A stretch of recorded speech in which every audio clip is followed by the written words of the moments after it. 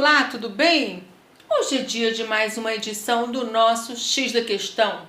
E o X da Questão de hoje vem com um assunto muito interessante que vamos falar sobre a propriedade industrial. Como proteger a propriedade industrial, consequentemente, sobre a lei da propriedade industrial. Então, olha só, a lei da propriedade industrial, gente, nada mais é do que uma espécie de propriedade intelectual. Existe aí o direito autoral, regido pelo direito civil, né? E existe o direito da propriedade industrial, regido pelo direito empresarial.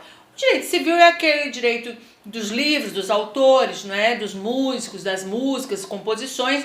E o direito da propriedade, que é regido pelo direito empresarial, é um direito das patentes, não é? As patentes de invenção, patente modelo de utilidades, não é? E dos registros, registro industrial e marcas, tá? Muito bem. Então, olha só, o direito da propriedade industrial é bem diferente do direito autoral, tá, gente? Porque o direito autoral lá, que é regido pelo direito civil, ele já existe no momento em que ele nasce. No momento em que aquela obra é feita, ele já existe. Já o direito da propriedade industrial não é assim. Para que ele exista, você tem que ir buscar o órgão e registrar o órgão competente, que aqui, no caso da Lei da Propriedade Industrial, é o INPI, Instituto Nacional da Propriedade Industrial. E lá, no direito civil, direito autoral, os órgãos são bem distintos, pode ser Academia das Belas Artes, pode ser escola de música, não é? Então, aqui é bem distinto, lá é facultativo e aqui não é, aqui é obrigatório, tá bom? Muito bem, como é que surgiu a propriedade industrial? Olha, gente, a primeira notícia que se tem sobre o primeiro fato que ocorreu de proteção da propriedade industrial foi em 1236, tá? E foi concedido para uma companhia de Bonifácio da Santa e Companhia, em Bordeaux, na França, tá? Essa companhia, ela ganhou ali do Estado um direito de, durante 15 anos, ela sozinha ter o direito de explorar o método de tingir tecidos de lã flamenco, tá? Então, essa é a primeira notícia que se tem, foi que ocorreu na França, tá? Mas a gente sabia também, e a história conta, que Leonardo da Vinci também era craque nisso, né? Porque o Leonardo da Vinci, ele fazia as suas obras e propositalmente colocava algo errado, feito por ele, para proteger, não tinha lei, para proteger a sua propriedade. Ou seja, ele fazia uma coisa errada para identificar que aquela obra era sua, não é? Para evitar falsificações e ele saber identificar as suas obras, tá? Mas olha só, as codificações de patentes, elas foram editadas a primeira vez em Veneza em 1474 e também na Inglaterra, né? Já na Inglaterra em 1623, 1624, tá? Então, somente após a Revolução Industrial, em 1883, é que houve ali o Encontro de Nações, no chamada Convenção da União de Paris, onde ali sim, que o Brasil fez parte, o Brasil foi um dos fundadores, tá?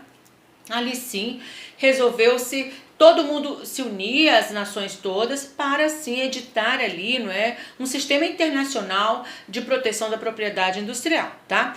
E o Brasil sempre fez parte desses acordos, inclusive as nossas constituições federais, desde a primeira de 1824, sempre constou ali a proteção da propriedade industrial, e na nossa atual Constituição Federal, a de 88, está lá prevista no artigo 5º, inciso 29, está lá a lei da propriedade industrial, tá? Muito bem.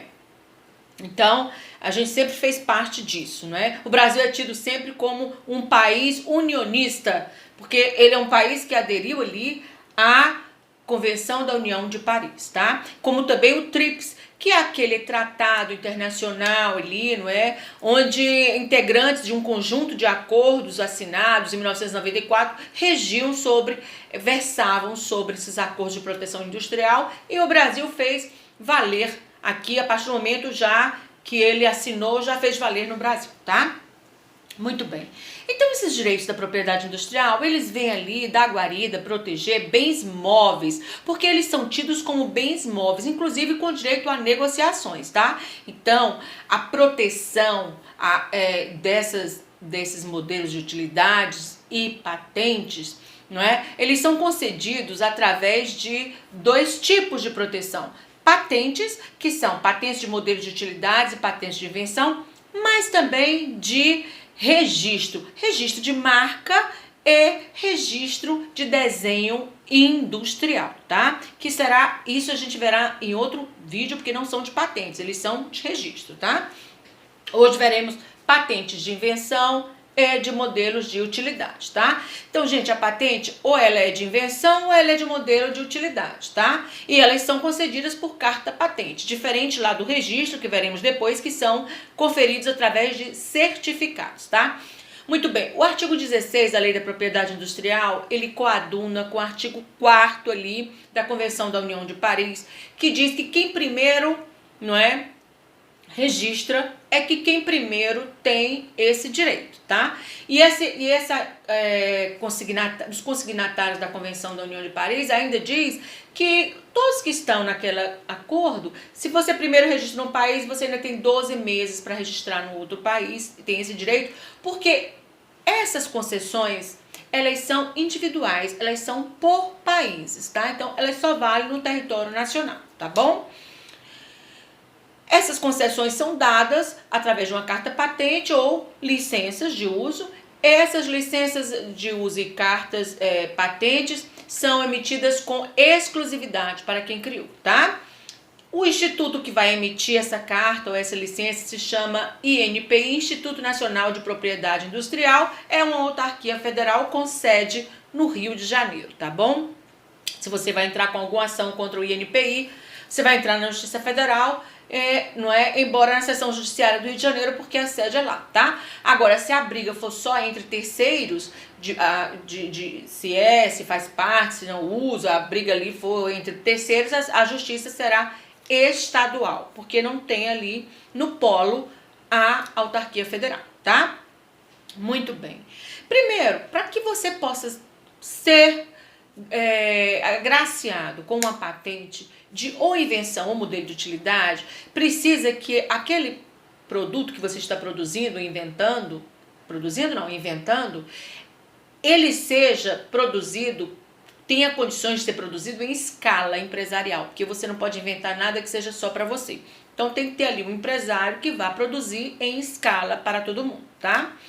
E óbvio, que não decorra do estado de técnica. Quando a gente fala estado de técnica, é um estado que já foi estudado e que já tenha caído em domínio público. Não pode, tá? Invenção, quando a gente fala invenção, é uma atividade criativa, nova, como por exemplo foi o telefone, um mouse de computador que não existia. E quando a gente fala de modelo de utilidade, estamos falando aí da melhoria de algo já existente. Por exemplo, a pessoa ela criou ali um organizador de gavetas, então ali sim é uma melhoria de algo já existente, tá? Então ela pode também patentear, não é? E ela pode oferir os royalties. O que são royalties, não é? Os royalties são ali aquelas rendas devidas ao autor do seu invento, não é? Muito bem. Ela não pode comercializar o seu invento, antes de ser concedida a carta patente, tá bom? Não pode. E esse direito de patente, esse direito à proteção da propriedade industrial, gente, ele não vai ser nunca concedido a inventos inúteis. Claro que o invento terá que ser um invento útil, senão você não vai conseguir ali a tua carta patente, tá bom? Essa autorização, ela pode ser concedida, eu já falei, através de carta patente, com a licença compulsória ou voluntária.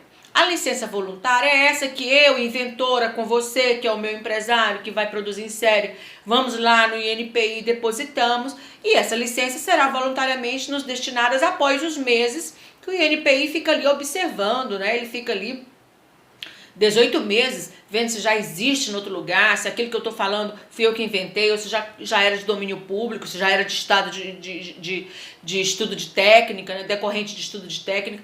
Se ele me concede aquela carta patente, ali ele me concedeu aquela licença voluntariamente, tá? Compulsoriamente, gente, é quando o próprio INPI concede voluntariamente, que tem alguns casos previstos em lei, e esses casos estão entre os artigos ali 68 a 74 da Lei da Propriedade Industrial, tá?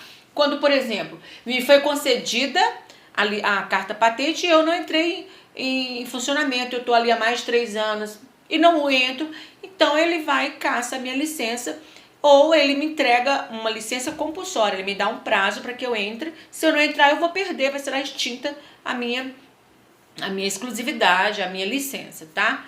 Existem mais casos, como por exemplo o artigo 71, gente. O artigo 71 cai muito em concurso público, porque o artigo 71 é um artigo que diz que será concedida a licença compulsória por casos de emergência nacional ou calamidade pública, ou seja, e é concedida pelo governo executivo federal, ou seja, presidente da República. O presidente vai lá e concede uma licença compulsória alegando emergência nacional ou calamidade pública. E olha, isso é muito sério, porque eu fiz um evento, não é? Então ele alegando que aquele evento que eu fiz, por exemplo, eu fiz ali um armamento, um material bélico, e estamos em guerra, e ele está precisando da produção disso. Então, eu que fiz aquilo, que teria exclusividade para venda junto com o meu empresário, ele vai lá, eu que tinha os royalties, e diz que a minha licença não é mais exclusiva e ele vai dar uma licença compulsória para outras pessoas para produzirem por tempo indeterminado, mas para eles é por tempo provisório, mas eu não fico com a minha licença exclusiva e nem eles. Nós todos estamos ali produzindo. E aí o argumento é que é calamidade nacional, emergência pública, calamidade nacional, tá? Então, o governo federal pode fazer isso, tá bom? E tá previsto na lei no artigo 71, tá? Então, existe uma outra previsibilidade também na lei, que é o artigo 75, que diz que quando o evento é sobre interesse nacional, não é? Diz que quando interesse público, o INPI nem vai analisar para conceder, ou seja, o INPI ele remete para o governo analisar e conceder ou não a carta patente. Então existem essas previsibilidades aí que não são por licença voluntária, e sim compulsória, e ainda adstrita à análise do governo federal, tá? Então eu chamo a atenção disso, é muito importante, tá bom? Então, a gente encerra aqui a parte 1 e a parte 2 eu venho aí falando para vocês de prazos, de extinção, de requisitos para conceder a patente e de impedimentos de patentes, tá bom? Parte 2 no próximo vídeo. Tchau, tchau, aguardo vocês. Eu quero o meu like, hein, por favor. Tchau, tchau.